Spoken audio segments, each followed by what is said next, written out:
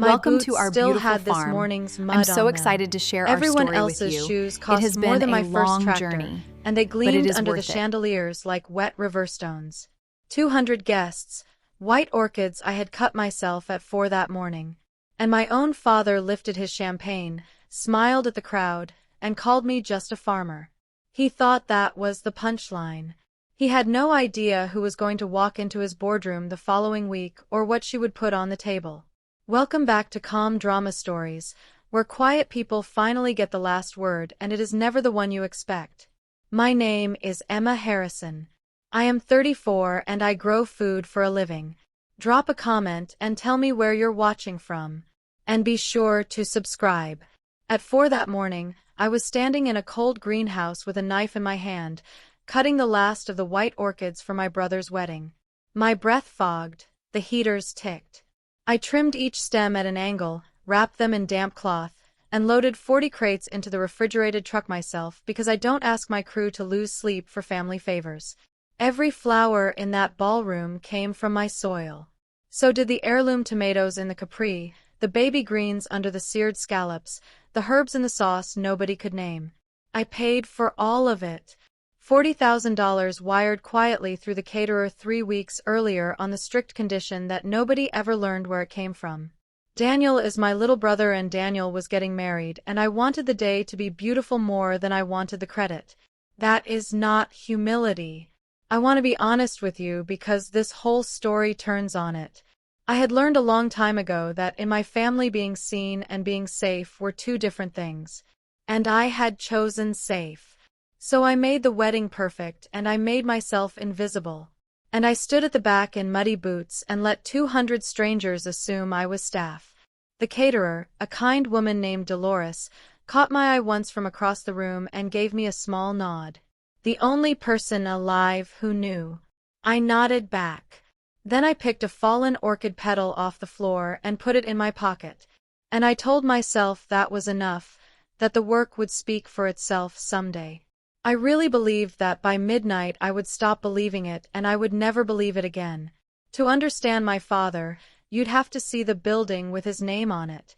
Harrison Provisions, a food processing and distribution company he founded before I was born.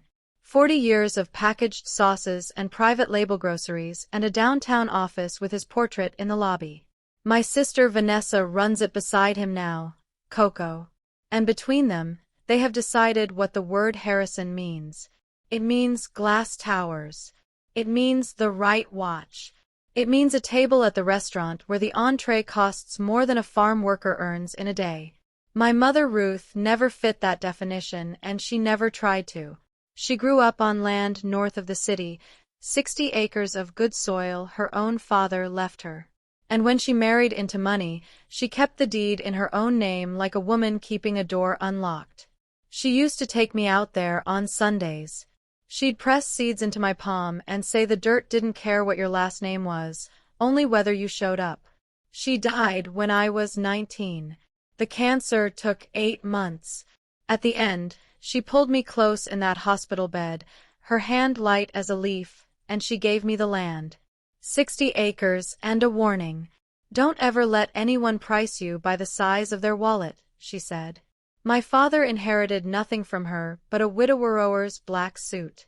Vanessa inherited her ambition and pointed it in the opposite direction. And I inherited the dirt. And the name Harrison that had come down her side of the family, not his. That last part matters more than anyone in that ballroom understood. They thought the name belonged to the tower. It belonged to the soil first. Vanessa found me near the coat check before the ceremony, the way a hawk finds a mouse. She was radiant in slate-gray silk, 40 years old, and sharpened to a point. And she looked me over from my boots to my braid with the patience of a woman appraising damaged goods. "Oh, Emma," she said, reaching out to straighten my collar for me as if I were a child sent to school unwashed. "You came in those." Her fingers stopped at my hand and lifted it, turning it over in the light so the two women beside her could see. My palms are a farmer's palms, calloused at the base of every finger, a healed split across the right thumb. ground in soil under 2 nails no brush ever fully reaches.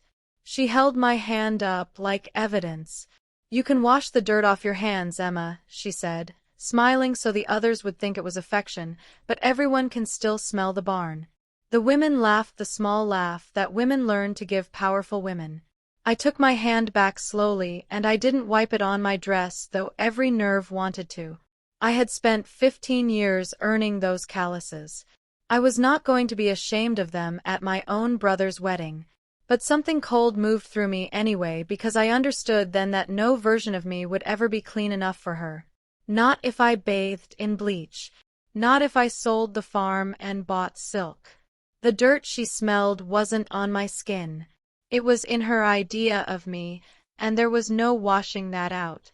"Save me a seat," I said, and walked to the very back row where I could watch my brother get married without anyone watching me. The ceremony was lovely.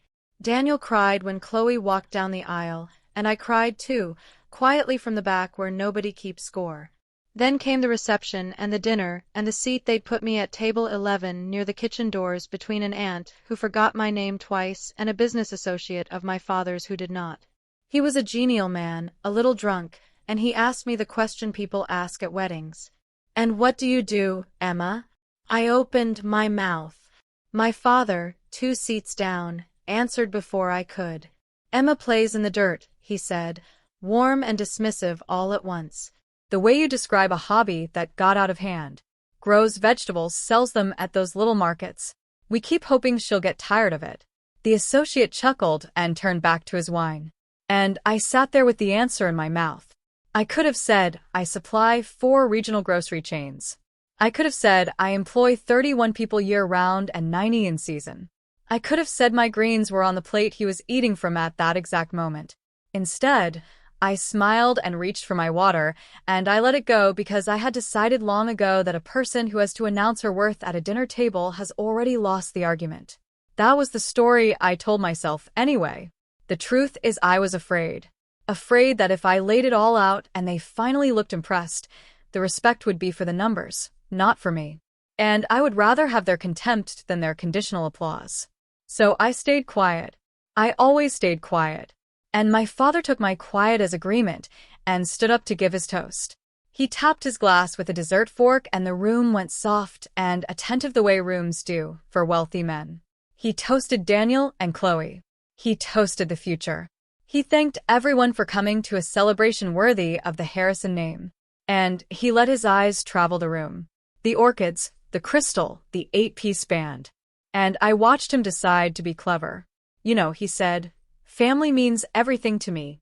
All of us together from the boardroom till he found me at table 11 and lifted his glass an inch in my direction. "Well, to the farm." A ripple of chuckles. He was enjoying it now. "My youngest daughter grows vegetables, and bless her, she works hard at it. But I look around at all this," he said, sweeping the glass across the ballroom I had paid for. "And I have to ask, when will a farmer ever afford a wedding like this?" The room laughed. 200 people, the band leader, the aunt beside me, all of them laughing at the girl in the muddy boots while a camera on a tripod near the cake panned slowly across my face. Every orchid he was gesturing at I had cut. Every plate had come out of my ground. I had wired $40,000 into this exact evening so my brother would have the day he deserved, and my father stood in the middle of it and asked the room when a farmer could ever afford it. I set down my fork. I did not stand up. I did not correct him. I looked at Daniel, who had gone still at the het, and I gave my brother the smallest shake of my head. "Not now." Not today. But something in me that had been bending for 15 years finally, quietly, broke. Daniel found me 20 minutes later by the kitchen doors where I'd gone to check that the dessert plating was going out right. An old habit I couldn't switch off even at my own humiliation. He looked wrecked. "Emma, I'm so sorry," he said. I didn't know he was going to. I should have said something. I should have stood up. He was 29 and gentle, and he had spent his whole life being the peace between our father and everyone else. And I could see the guilt eating him. "It's your wedding day," I told him. "You don't spend it fighting Dad on my behalf." "But the flowers," he said quietly, and my stomach dropped because I hadn't told him. He saw my face. Chloe recognized the orchids. She said, "Only one grower around here does the ruffled, white ones." And then the caterer let something slip. "And Emma, did you pay for all this?" I could have lied. I looked at my brother, at the boy who used to follow me out to Mom's land and fall asleep in the truck bed, and I couldn't. Don't, I said. Don't tell them. Promise me. If they know, it changes what tonight was, and I don't want it to change. He stared at me. You let him say that in front of everyone when I let him say it, I said, because being right in front of a crowd isn't the same as being loved. And I stopped confusing the two a long time ago. He didn't understand it, not fully. But he nodded because it was his wedding and I asked him to. He hugged me hard, smelling of cologne and cake, and went back to his bride. And I got my coat, and I found my truck in a lot full of German cars, and I started the long drive home. It's 90 minutes from the city to the farm, mostly dark highway, and then a county road with no lights. I drove it with the radio off. Somewhere around the halfway mark past the last gas station, I let myself feel it. For 15 years, I had told myself a story, and the story went like this. If I just worked hard enough, grew good enough, built something solid enough, then one day the work would speak so loudly that my father would have to hear it, and he'd look at me the way he looked at Vanessa, and I would finally belong. I had planted that hope like a seed, and watered it every season. That night on the county road, I finally understood it was never going to grow. He didn't fail to see my worth. He saw it fine. He'd eaten it off a plate that evening. He just didn't count it because it came out of the ground instead of a spreadsheet. And no harvest was ever going to change the arithmetic in his head. You can't earn your way out of someone's contempt when the contempt is the whole point. I pulled into my own gravel drive a little after midnight. The farmhouse was dark. The fields stretched out silver under a half moon. 60 acres my mother pressed into my hand while she was dying. And I sat in the truck and looked at them, and let the hope die all the way. Then my phone lit up on the passenger seat. A number I half recognized, an office line. Calling at midnight. My father, I thought, and my chest went tight in a way I hated. Calling to apologize or to twist the knife. I almost let it ring out. Then I answered. It wasn't my father. Emma, it's Sophia. I know it's late. Sophia Reyes runs operations at the farm. 38. Unflappable. The person who keeps the whole machine running when I'm off cutting orchids for ungrateful families. She never calls at midnight. My tiredness dropped away. What's wrong? Nothing's wrong. Something's right. Maybe I got a call end of day. Meant to reach you sooner, but I figured you were at the wedding. She took a breath. Belle and our Crane Foods wants to talk. Not a trial order, Emma. The whole thing. A multi-year regional supply contract. Produce and specialty greens exclusive. Their head of sourcing called me directly. I sat up straight in the dark cab. Bell and Crane is not a farmer's market operation. They are a national food company. The kind whose products sit on shelves in every state. The kind that could take everything my farm grows and ask for more. A contract like that doesn't just grow a business, it changes what the business is. When do they want to meet? I asked. Next week. And Emma. She hesitated, which Sophia never does. They said the deal has moving parts. There's a partner company involved on the packaging and distribution side, and the sourcing lead was KY about who. Big name. Apparently, they want everyone in one room to sign the whole structure at once. I stared out at my silver fields. A week ago, this call would have been the best news of my year. Now something cold and precise was moving in my chest. A farmer's instinct for weather she can't yet see. Set the meeting, I said. I'll be there. I hung up and sat in the truck a long time. I told myself the unease was just the late hour. It wasn't. 2 days later, I drove back to the city, this time in clean clothes and a truck that smelled of nothing but coffee, and I met Marcus Bell. He is the CEO of Bell and Crane in his mid-50s, silver at the temples, with the plain manner of a man too successful to need to perform it. His office had a view of the whole valley. He shook my hand and I noticed did not flinch at the calluses. He looked at them for a second actually, and something like respect crossed his face. So you're the one, he said. I've been eating your tomatoes for 3 years without knowing your name. We sat, and he laid it out straight, which I appreciated. Bell and Crane was expanding a premium fresh line, and they needed a supplier who could hit organic certification, deliver volume, and do it from within the region, so the truck stayed short. He had spent 8 months looking. There are exactly 2 operations in this corridor that can meet the spec, he said.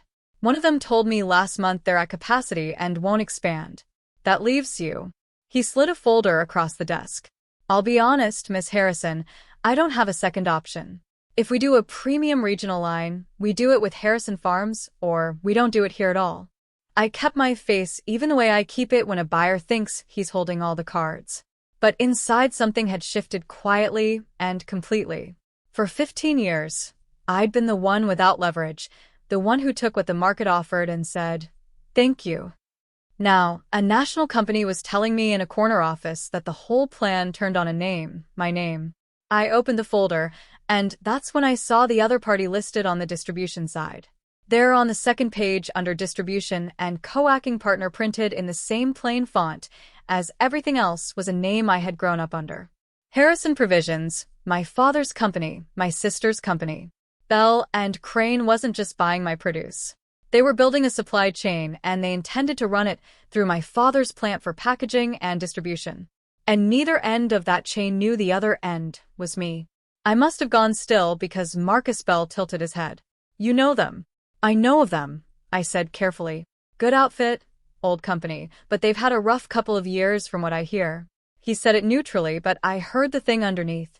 Later, I'd learn the whole picture, but even then I understood the shape of it. Harrison Provisions was in trouble. 40 years old and slipping, undercut by cheaper competitors, carrying too much debt. And this Bell and Crane contract wasn't a nice new account for my father. It was a lifeline. Without the volume this deal would pump through his plant, the company my father built, the company that let him stand in a ballroom and pity me, might not survive the year. And the whole thing depended on a supplier only I could provide. I closed the folder. My hands were steady inside. I was anything but. For 15 years, I had kept my 2 lives in separate fields. The farm on one side, the family on the other, and I had worked very hard to make sure they never touched. Now, Marcus Bell had drawn a line straight between them in ink and asked me to sign it. If you have ever had family look right through you, like your work was invisible, stay with me. What happened in that boardroom still gives me chills. Hit subscribe so you don't miss the turn. I drove home that night with the folder on the passenger seat like a live thing. And I thought about my mother. She'd been gone 15 years, but I could still hear her in the greenhouse, still feel the particular grip of her hand at the end. That last week, she was mostly asleep. But one afternoon, she was clearer than she'd been in days. And she made me sit on the edge of the hospital bed. She wasn't worried about the farm. She knew I'd work. She was worried about the rest of them. Your father is a good man who got scared of being poor a long time ago, she said, and fear that old turns into something else. It turns into a way of seeing. He'll measure you by what you can show because that's the only ruler he trusts. And your sister learned it from him before she could walk. She squeezed my hand. Don't argue with the ruler, Emma. You'll never win. Just refuse to be measured by it. I was 19. I thought I understood. I didn't. Not really. Not until I was 34 with a folder on my truck seat that could save the very people who'd measured me and found me wanting. My mother handed me 60 acres and 1 sentence, and it took me 15 years in a wedding toast to finally hear the sentence right. Don't argue with the ruler. Refuse to be measured by it.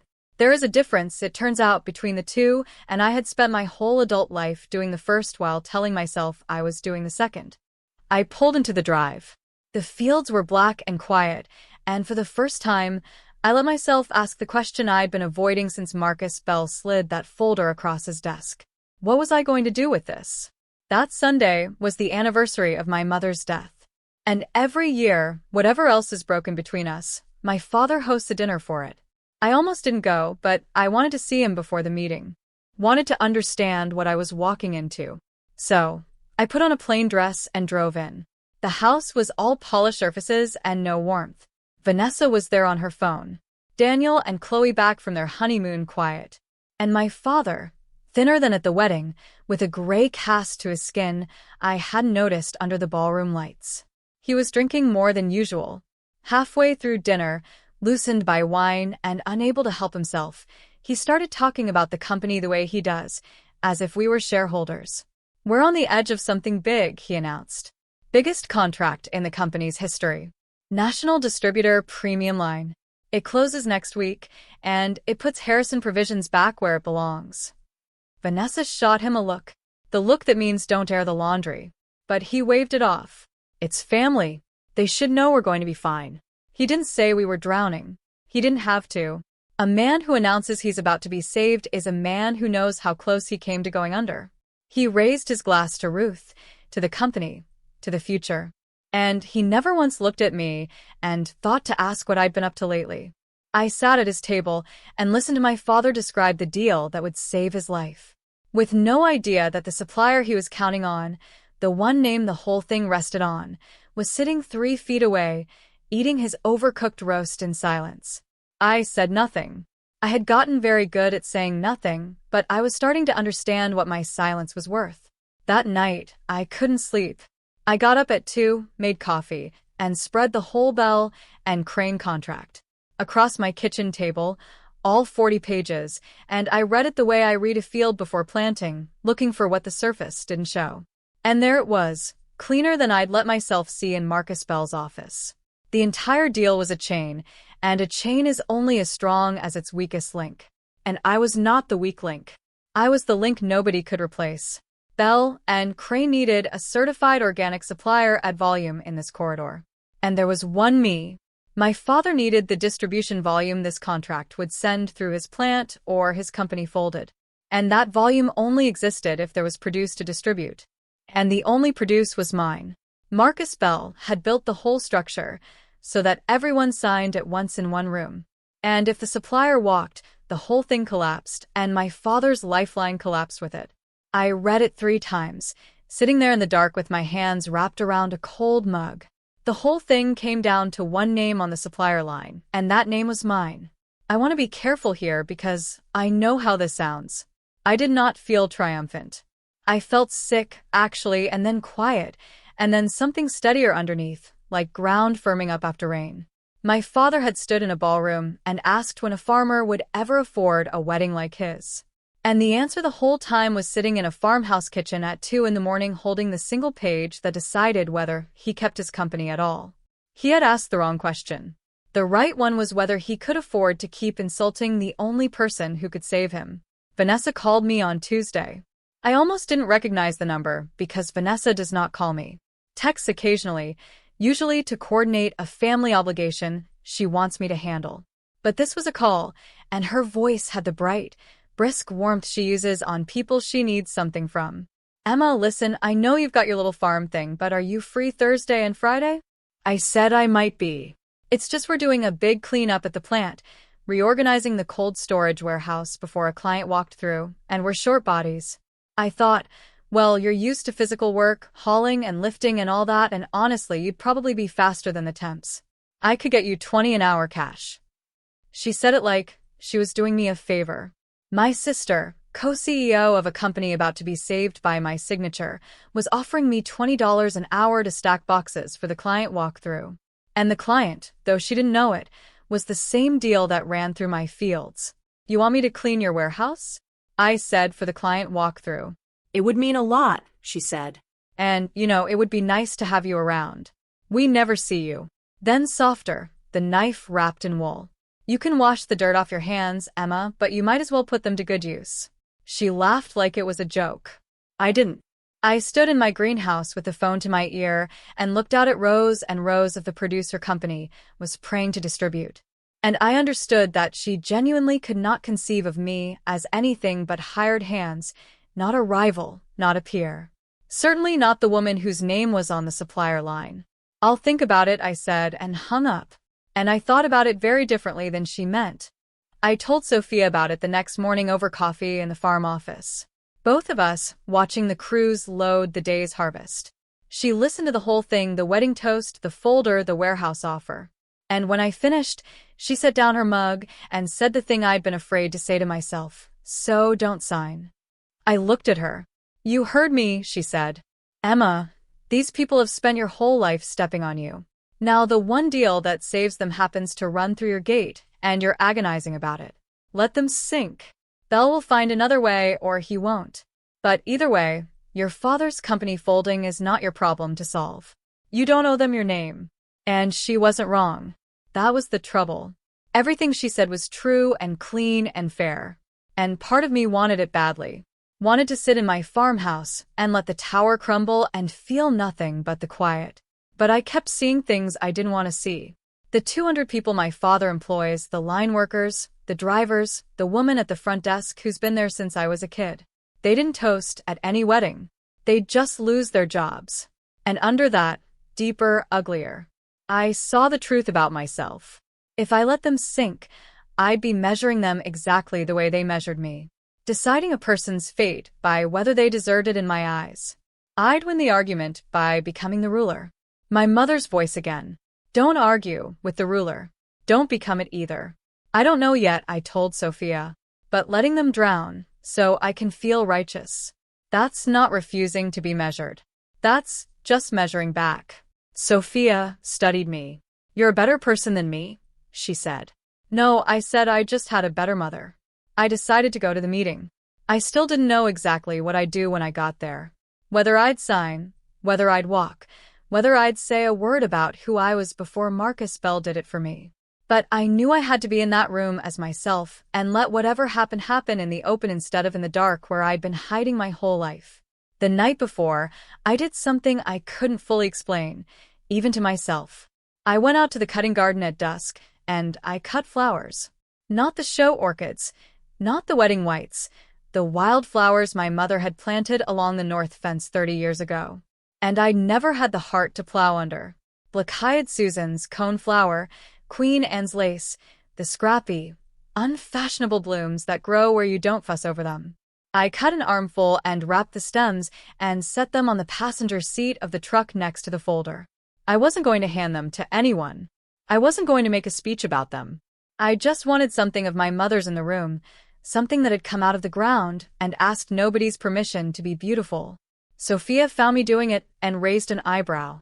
Flowers to a contract signing. Flowers to a contract signing, I said.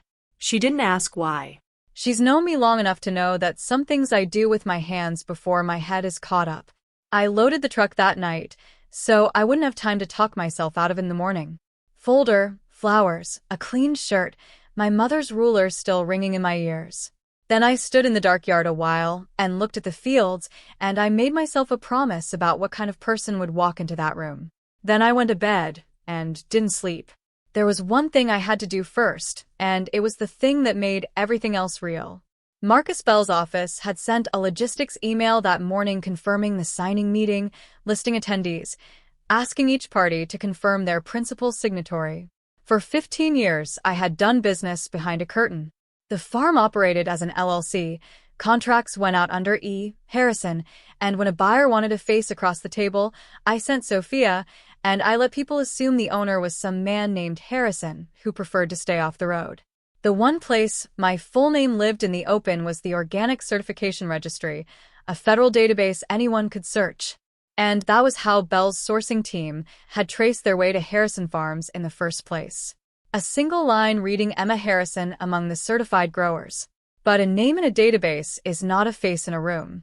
And every time a buyer wanted the face, they got Sophia. It had kept my two worlds apart. It had kept me safe. And now Bell and Crane wanted the principal signatory confirmed by name in writing for a meeting my father and my sister would be sitting in. I read the email 4 times. My cursor sat blinking in the reply box for a long time. If I typed my name, if I confirmed that Emma Harrison, owner of Harrison Farms, would personally attend, then the curtain came down for good. My father would see, my sister would see, everyone in that glass tower would know exactly what the girl in the muddy boots had built while they weren't looking, and there would be no putting it back in the dark. I thought about my mother's door, she kept unlocked. I thought about 15 years of being invisible on purpose and calling it dignity, and I typed it. Emma Harrison, owner, Harrison Farms, will attend and sign on behalf of the supplier. I read it once more. Then I hit send, and I felt the click of it go out into the world. Irreversible, like a gate swinging shut behind you on a road you can't walk back up. Whatever I had been protecting all these years, I had just given it up on purpose.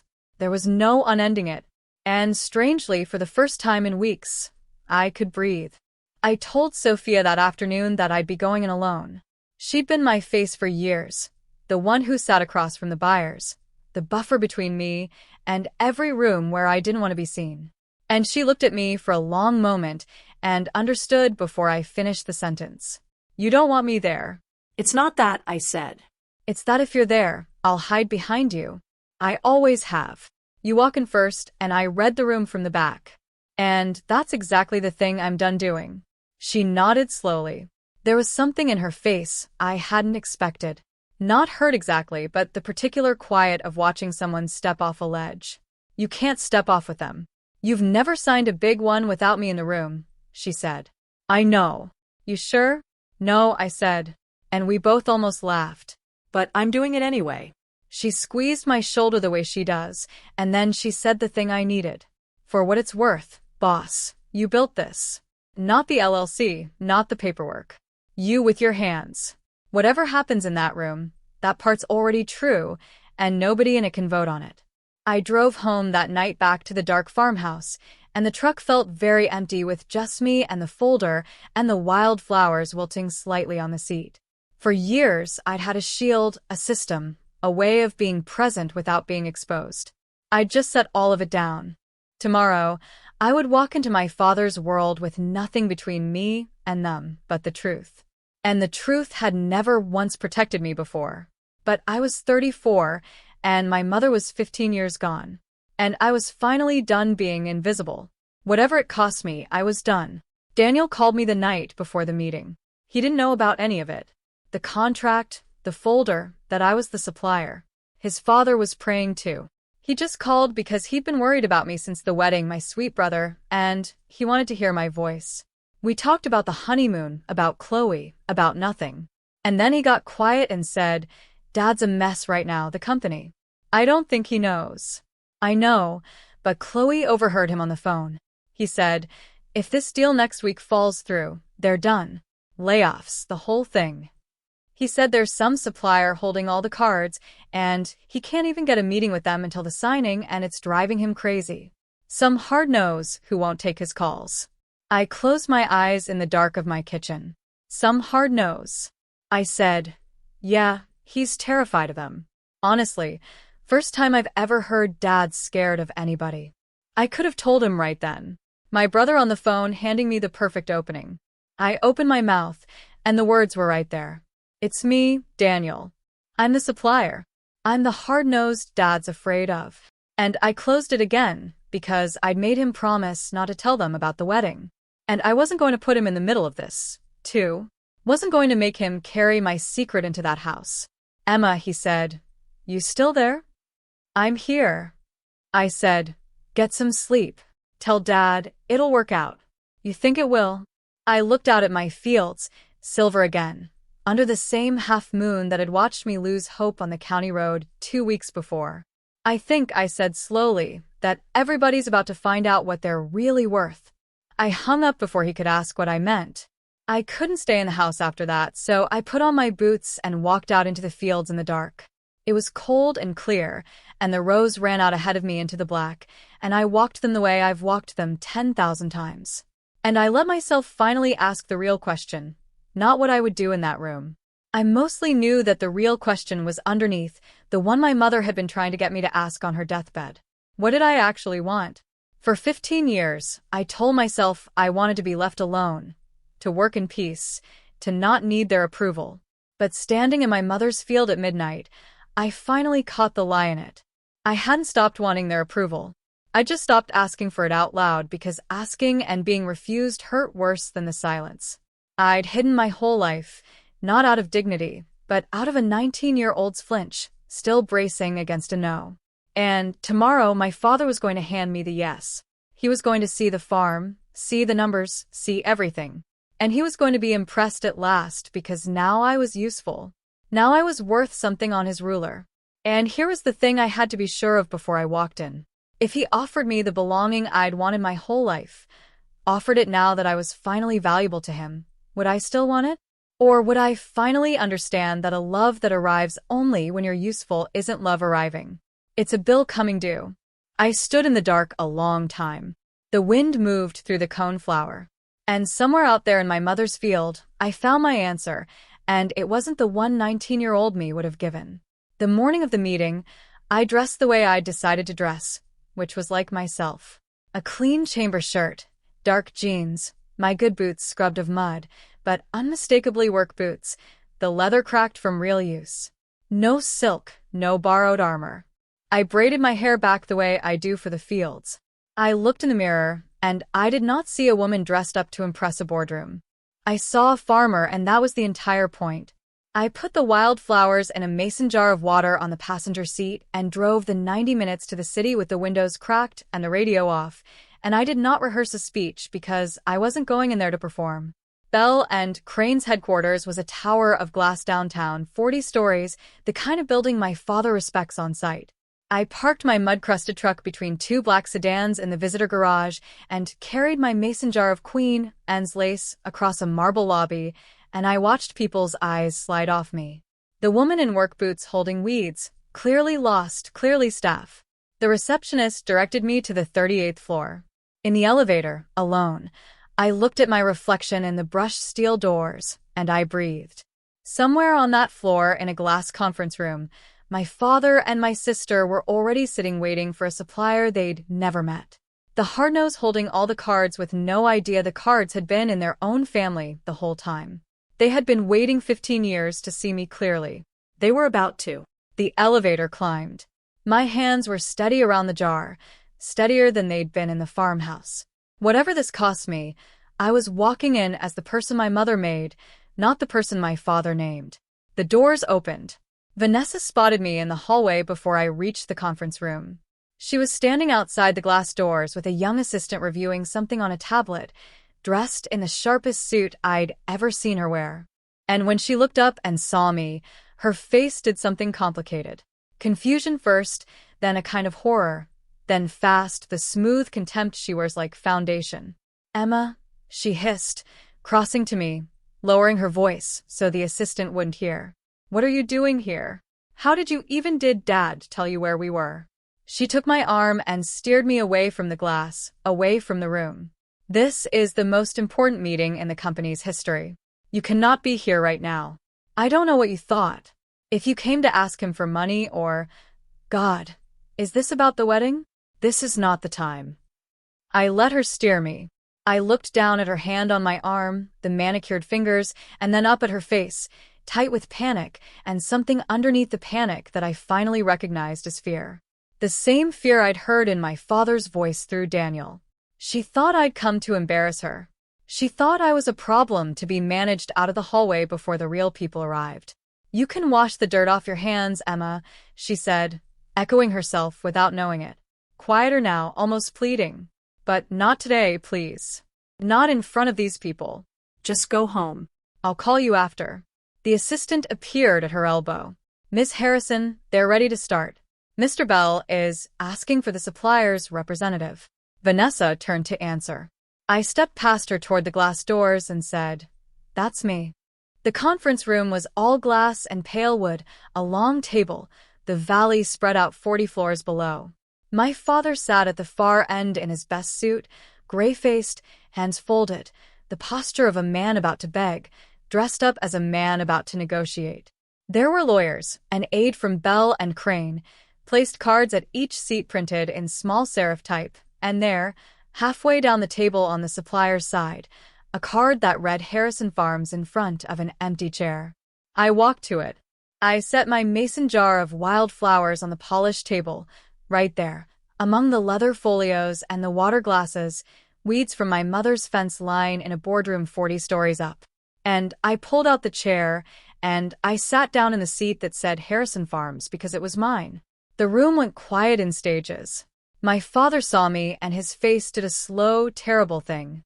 First, not understanding, his daughter in the supplier's chair, some mistake, then the beginning of understanding, then a pour that went all the way to his lips. Vanessa had followed me in and stopped dead just inside the door. She looked at the place card. She looked at me, sitting behind it, and I watched the whole architecture of her afternoon collapse behind her eyes. Nobody spoke. The age shuffled papers. My father opened his mouth and closed it. And in that suspended, ringing silence, with my mother's flowers on the table and my calloused hands folded exactly like his, I felt no triumph, only a strange and level calm. The calm of a person who has finally stopped hiding and discovered the sky didn't fall. Then the far door opened and Marcus Bell walked in. Marcus Bell came in the way. Powerful men come into rooms they own without hurry, buttoning his jacket, already scanning for the faces that mattered. He nodded to his own team. He gave my father a courteous businesslike nod. The nod you give a partner you're about to save. And then his eyes found me sitting behind the Harrison Farms card with a jar of wild flowers in front of me. And his whole manner changed. He crossed the room toward my end of the table, not my father's, and my father watched him come. Watched the most important man in the deal walk past him to get to the farmer, and I saw my father begin to understand that he had gotten something very wrong, and had gotten it wrong out loud at a wedding in front of 200 people. Marcus Bell reached my chair. He extended his hand, and this time, he didn't just tolerate the calluses. He clasped my hand in both of his warmly. The way you greet the person who makes the whole thing possible. The room held its breath. My sister's knuckles were white on the back of a chair. My father had not moved, and Marcus Bell looked straight at me in front of all of them and said the words that would echo in that family for the rest of their lives. "It's an honor," Marcus Bell said, "to finally meet the owner of Harrison Farms." The silence in that room was total. I have stood in fields during the dead quiet before a storm, that heavy hush when even the birds stop. And it was like that. My father's mouth had come open. Vanessa made a small sound. Not a word, just breath. Bell, oblivious to the earthquake he'd set off, kept going, because to him this was simple business. "Miss Harrison, I've been trying to get in a room with you for 2 months. Your operation is the entire reason this deal exists. There isn't another supplier in this state who could carry what we're building. And believe me, we looked." He turned, gesturing down the table toward my father. Still gracious, still with no idea. "Mr. Harrison, I understand you two share the name Family Connection. Small world. Well, it's a good name to have on both ends of a supply chain." Nobody laughed. My father was staring at me as if I'd walked in wearing a stranger's face. And in a way, I had, because the face he'd assigned me 15 years ago, the girl who played in the dirt, had never been mine. And now it was falling off in front of him. And he had no idea what was underneath. Vanessa finally spoke and her voice came out wrong. Too high. "You're Emma. You're the supplier." "I'm the supplier," I said. My voice was completely level. The same voice I used to quote a price on tomatoes. Harrison Farms, 60 acres north of the city, 31 people year-round, 90 in season, organic certified for 11 years. I looked at my father, Mom's land, the dirt I play in. I watched Vanessa recover in real time, and it was almost impressive the speed of it. The horror in her face reorganized itself into something oily and quick, and she smiled, and she turned to Marcus Bell with the polished warmth she'd used on those women at the wedding. "Well, isn't this wonderful?" she said. "My little sister, we are so proud of what Emma's built. She's always been the hardworking one in the family, hasn't she, Dad? We've supported her farm from the very beginning. She was doing it right in front of me, rewriting the whole history in the space of a breath, turning 15 years of contempt into a story about a supportive family and their salt of the earth daughter, claiming the credit for a thing she'd spent that very week offering me $20 an hour to clean her warehouse." Bell nodded politely, not knowing, not caring. And I felt the old pull, the almost overwhelming urge to lay it out, to tell Marcus Bell and the lawyers and the whole glass room exactly what this family had said to me at a wedding 2 weeks ago, to hold up the toast the way Vanessa had held up my hand as evidence, and watch them shrink. I had the floor. I had the leverage. I could have burned them down to the studs and been justified, but I heard my mother. "Don't argue with the ruler. Don't become it." Humiliating them would just be Vanessa's move. Run in the other direction. Same weapon, Same game, and I'd have won it by becoming exactly what I hated. So I didn't. I let Vanessa's revision sit there unchallenged. And I turned to Marcus Bell, and I said in that same level voice, "Should we talk about the terms?" We talked about the terms. I'll spare you the paper. 3 years exclusive regional supply, roughly $18 million in total value across the contract with Harrison Provisions handling packaging and distribution on the back end. As Bell laid out the structure, I watched my father finally do the math he should have done 15 years ago. Every number Bell said was a number that ran through my fields first, and I saw my father understand at last that the deal saving his company was a deal I could kill with a word, and that I had every reason in the world to say it. When Bell finished, he looked around the table. "So, are we all comfortable moving to signatures?" And my father spoke for the first time. His voice was not the voice from the ballroom. It was small and it shook. Emma. Everyone turned. He was looking at me down the length of that table, and his eyes were wet. And I did not know if it was fear or shame, or something realer underneath both. "Emma," he started again. "I want you to come into the company properly, not just this contract. Bring the farm in. Put your name on the door beside mine. Harrison and Harrison. You've earned it. You've more than earned it. Whatever I said, whatever I want to make it right.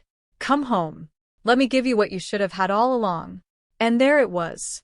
The thing I'd wanted since I was 19 years old, laid on the polished table between the water glasses and my mother's wildflowers.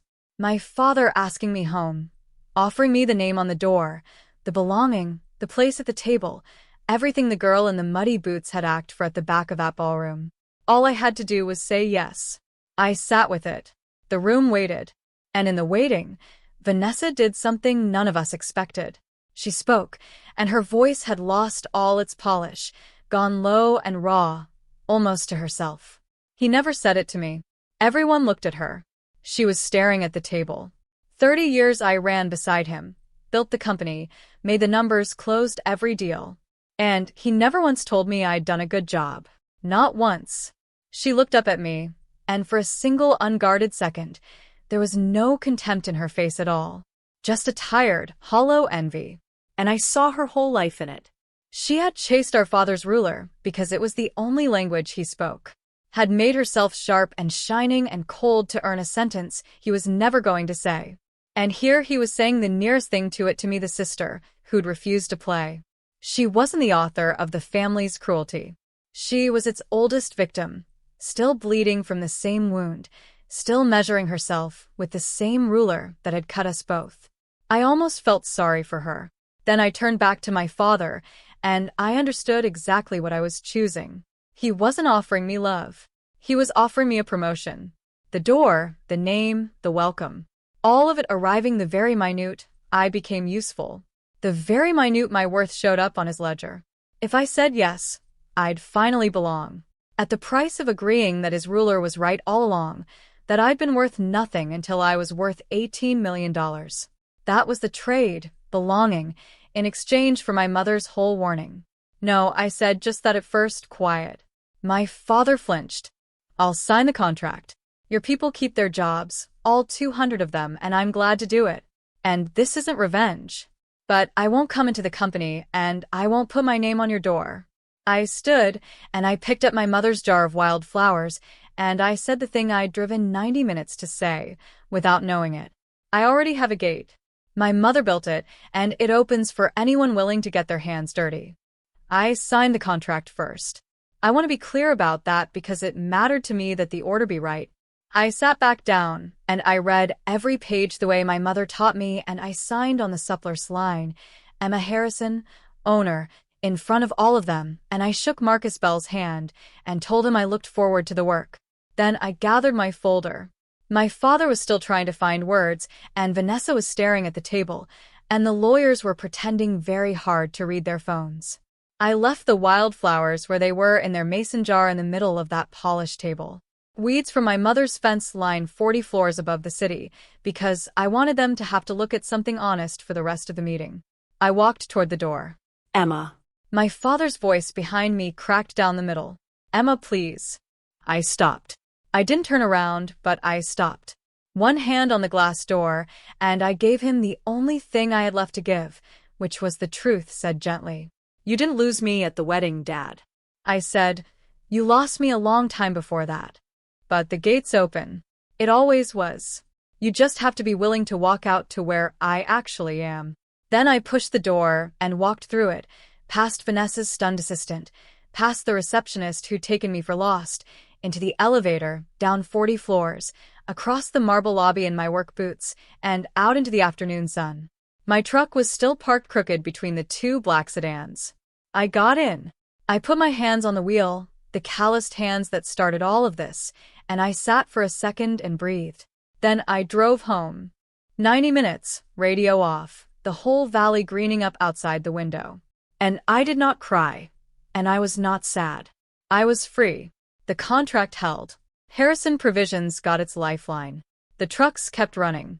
And the 200 people I'll probably never meet kept their jobs, which is the only part of saving my father that I've never once regretted. My father, and I don't talk much. He sent a letter, actual paper. 3 weeks later, and it wasn't an apology so much as a man trying to learn a language late in life, clumsy and incomplete. And I wrote back because a cracked door is still a door. He hasn't walked out to the farm yet, but he drove by once in the fall. Sophia saw his sedan slow down at the gate and idle there a long minute, my father looking up the lane at the fields and the greenhouses and the sign I'd finally hung. And then he drove on. He wasn't ready. I left the gate open anyway. Vanessa surprised me most. A month after the meeting, she texted, and it wasn't a favor, and it wasn't a barb. It was short, and I know it cost her everything. It said only that the wedding flowers had been beautiful and that she was sorry. That's all. We are not close. We may never be. But she'd finally seen the flowers. And coming from Vanessa, that was practically a bouquet. And Daniel. My brother started coming out to the farm on weekends that spring. First just to help, then because he liked it. And by summer, he was asking real questions about soil and seasons and how you make a thing grow. Last month, he told me he and Chloe are thinking about moving out this way. He wants his kids to grow up knowing which end of a seed goes down. The ruler that measured us all, the one my father trusted and my sister served. It's still out there. I didn't destroy it, but it's not getting handed down anymore. Not through this gate. I hung a small wooden sign at the entrance that spring. Nothing fancy, just my mother's words burned into a plank of cedar I cut myself. And here is the one thing 15 years and a boardroom taught me. The thing I'd give you if you've ever been priced by someone's wallet, respect you have to buy was never respect at all. It was rent. And I was finally done paying it. That's how Farmer got the last word. Not with a bigger house. Not by burning anyone down. Just by refusing at last to be measured by a ruler that was never mine. The muddy boots, the toast, the name I would not put on his door. If someone in your life ever priced you by what you could show them, this one was for you. And I hope you keep your gate open, too. Subscribe to Calm Drama Stories, where the quiet ones get the last word. I'll see you at the next one.